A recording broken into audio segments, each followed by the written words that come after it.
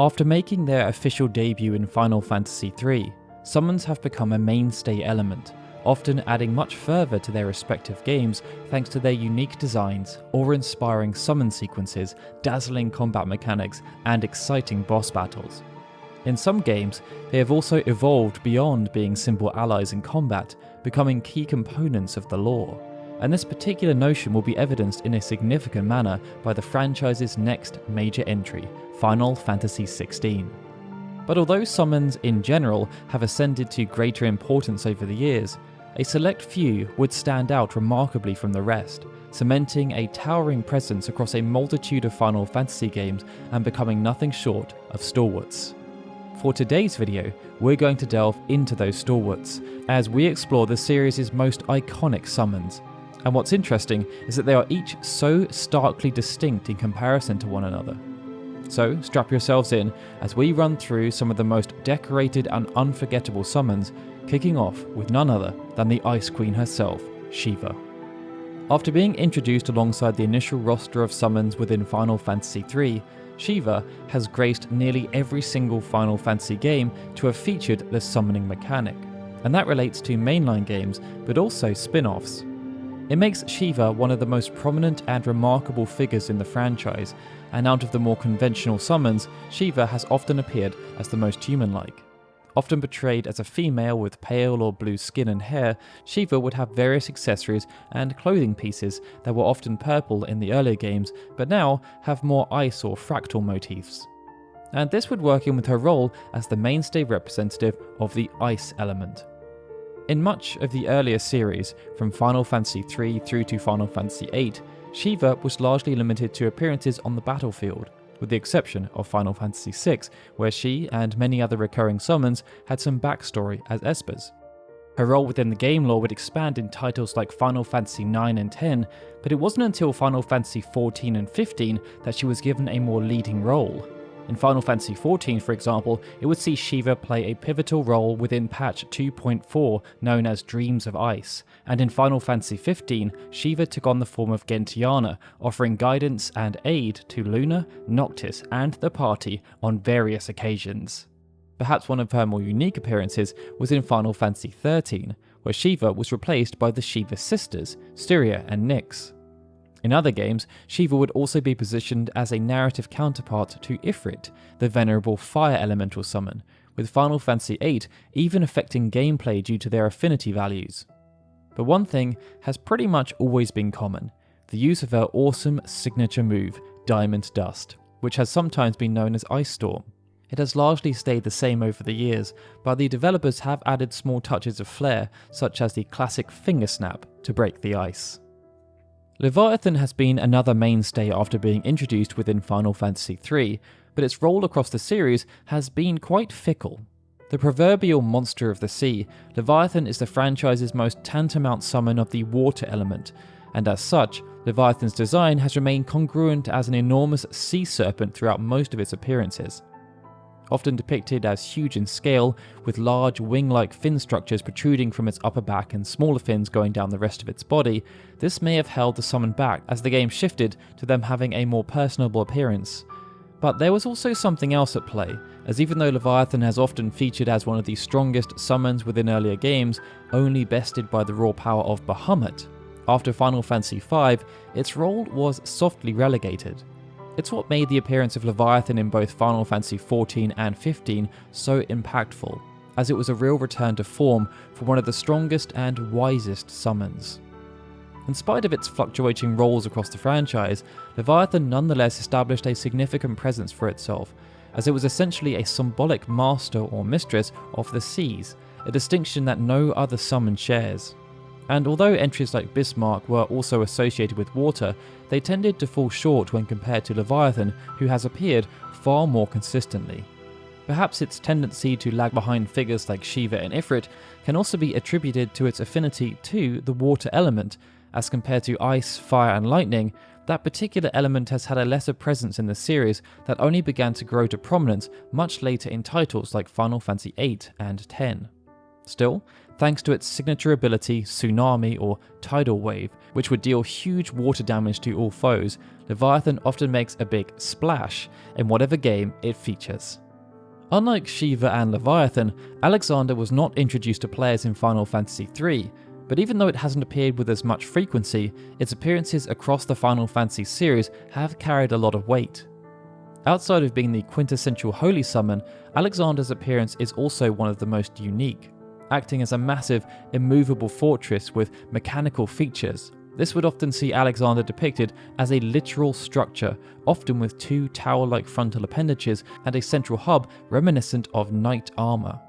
Across the series, its design would have variations such as a pair of angelic wings in Final Fantasy IX and having visible, working legs in Final Fantasy XIII and Dissidia NT. Both of these features will then be used for Final Fantasy XIV's Perfect Alexander. Alexander has not often displayed any outstanding personality traits outside of Final Fantasy XI, of course, where it was one of the primary antagonists. Instead, the summon has often emanated a sense of divinity and gravity wherever it has featured, ultimately exemplifying it as the immovable force it was. Regarding its role across the franchise, Alexander's case is interesting in that while its appearances haven't been numerous, it has often been an important figure in their respective stories. This would especially be the case in games like Final Fantasy IX and Final Fantasy Type 0, in which case it was called upon to defend the game's respective central nations. And then there's its legendary move, Divine Judgment, that would summon huge rays of light to destroy opposing enemies or any party that dared to challenge its might. Save for a few select games, Odin has quite literally galloped through much of the Final Fantasy franchise. Possessing a more diverse range of roles compared to that of other summons, Odin has regularly appeared as a non-elemental summon with his signature and potentially fatal ability Zantetsuken, as well as the ability Gunge Lance in some specific games. Aside from various aesthetic changes across each of his appearances in the franchise, Odin's base design is always that of a fiend-like knight with horns, wielding a sword or lance and shield mounted atop his large, fantastical horse Sleipnir. In Final Fantasy XIII, Odin would even transform directly into Sleipnir upon entering Gestalt mode. While his appearances did not outright denote particular personality traits, Odin's actions in games like Final Fantasy XI, the Final Fantasy XIII trilogy, and Final Fantasy XIV implied him as being an individual that valued strength, a strength he was happy to grant to those he had gained respect for. And within games like Final Fantasy IV and VIII, we got to see some iconic moments. In Final Fantasy IV, this would see Odin revealed to be the man who raised Cain and Cecil, even wielding weapons that reflected the jobs they adopted. And in Final Fantasy VIII, players were left shocked as Cypher slayed the venerable Guardian Force, making way for Gilgamesh to swoop in from the void. Perhaps the most famous aspect of Odin, though, is that ever-powerful move, Zantetsuken. Unlike the majority of the other moves featured throughout the franchise, Zantetsuken would instantly kill the majority of normal enemies, often by slicing them in half, making it very useful when navigating through tough segments of a game or grinding without having to worry about taking damage. Often serving as the antithesis of Shiva, Ifrit stands as one of the most venerable summons to have graced the Final Fantasy franchise. But over the years, Ifrit has seen some interesting twists and turns with regards to its design. Within earlier installments, this saw Ifrit have a more fiendish, devilish appearance, but this gradually became more bestial and mammalian in more modern entries. Despite of this, he has almost always retained his appearance as a bipedal red and brown monster with horns and claws, but in stark contrast to these renditions, his appearance in Final Fantasy XV will mark his most drastic change yet, as his design was closest to that of a human like Shiva. In another similarity to Shiva, Ifrit would also display more prevalent personality traits as a fierce, proud, and temperamental being, complementing his affinity to fire. In many instances, such as Final Fantasy XIV and XV, Ifrit was shown to be malevolent and disdainful towards the player characters, further exemplifying his volatile disposition. And it looks like that particular narrative device is going to be explored much further within Final Fantasy XVI, as Ifrit has been positioned as a dark Eidolon aligned, we believe, with one of the game's main antagonists. Outside of being the most recognisable fire summon elemental, Ifrit is also well known for his awesome move, Hellfire. This has manifested in different forms over the years, but it often involves some kind of flaming ball being fired at all opposing foes. Although the summon associated with fire and ice has often been quite stable, the same cannot be said about the lightning element.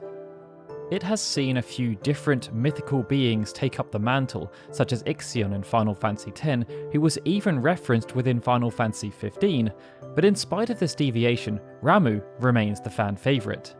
Ramuh was introduced in Final Fantasy III and has continued to appear as the de facto lightning summon until Final Fantasy VIII, where he was replaced by Quetzalcoatl. But what's interesting in comparison to many of the other summons on this list is that not only does Ramuh appear as an elderly robed mage wielding a staff with a dramatically long beard, his appearance hasn't really deviated that much. Well, except for that one interpretation that appeared within Shadowbringers.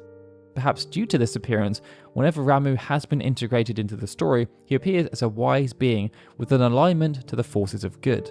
This was put on display in an effective manner within Final Fantasy VI, and it will be interesting to see if Ramuh takes on a similar role within Final Fantasy XVI, as he is among one of the summons confirmed to be an icon. Outside of the standard appearance, Ramuh uses the special move Judgment Bolt to great effect. It sees him rain down bolts of lightning against foes, and it's often an awesome spectacle to behold, something that was especially true within Final Fantasy XV. And that brings us onto our last entry, none other than the King of Dragons himself, Bahamut. Arguably the most popular summon in the entire Final Fantasy franchise, like Odin, Bahamut appears most frequently as a non-elemental summon. But perhaps because of its prominence, out of all of the summons on this list, and indeed throughout the entire franchise, Bahamut has been subject to the most drastic changes in terms of appearance, but also representation. And that's because not only has Bahamut's colour changed, so too has its role in various narratives, as well as the number of forms it has maintained. And these traits have no doubt all been introduced to ensure Bahamut stays at the top of the tree when it comes to damage and stature. Within the Final Fantasy VII universe, this has seen 7 different iterations of Bahamut appear, with 3 appearing in the original game, 1 in Advent Children, 1 in Crisis Core, and 2 within the Final Fantasy VII Remake, thanks to the Whispers. Final Fantasy XIII would then see this notion expanded further, perhaps because many of the same creative team carried over, with it being tied to not just Fang, but also Caius as the Final Fantasy XIII trilogy expanded. Perhaps because of its numerous and diverse appearances across the franchise, Bahamut has shown different personality traits.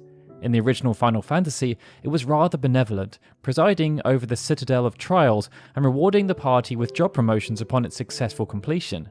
Flagrant personality traits would also be seen in Final Fantasy XIV, something that gave rise to the infamous binding coil of Bahamut, as well as in Final Fantasy XV, where in The Dawn of the Future, the draconian astral Bahamut acted as a callous main antagonist, uncaring of the survival of humanity on Eos.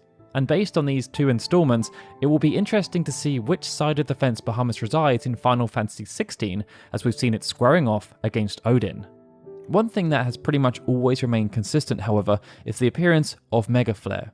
But that's only half the story, as due to the upgraded versions, more powerful iterations of this move have also been created, such as Giga Flare and Exa Flare, both of which have been associated with Bahamut in the Stranger of Paradise downloadable content. And with that, they were 7 of the most iconic summons in the Final Fantasy series. Are there any summons you'd like to add or remove to this list? Let us know below in the comments, and if you enjoyed this video, feel free to hit the like button and subscribe for more content. And with that, this is Daryl signing out. I'd like to again extend a thank you to all of our Patreon and YouTube membership supporters, with an extra special thanks to Benjamin Snow, to Livestream Gregory and Zdawn, who are super special Onionite supporters, and a big thank you to everyone for watching this video. I'll see you all again soon for more Final Fantasy goodness.